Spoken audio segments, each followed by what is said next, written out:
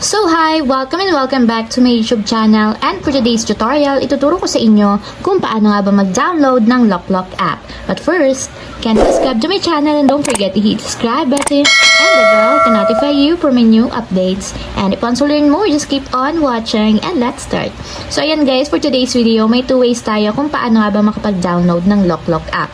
So para sa mga iOS users, pwede tayong mag-download sa App Store, and para naman sa mga Android users, pwede naman sa Google Play Store.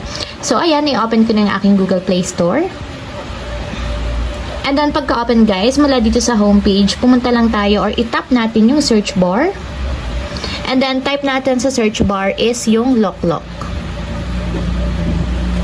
So, ganito yung itsura guys ng application. So, kulay purple yung logo niya. Nakalagay is LokLok Drama, Movie, and Anime.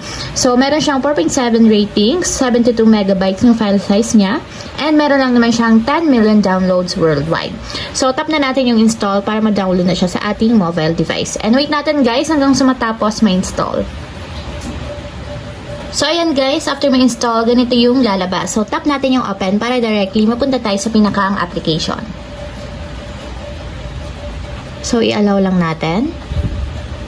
And kung wala pa nga pala kayong account guys sa LokLok, meron ako ilalagay na link sa description box and nakalagay doon kung paano nga ba mag-register or gumawa ng account sa LokLok.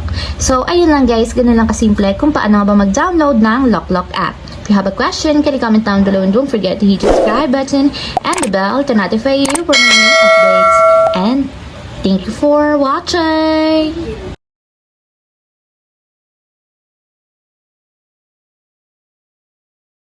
Living life, every day, late at night, not okay.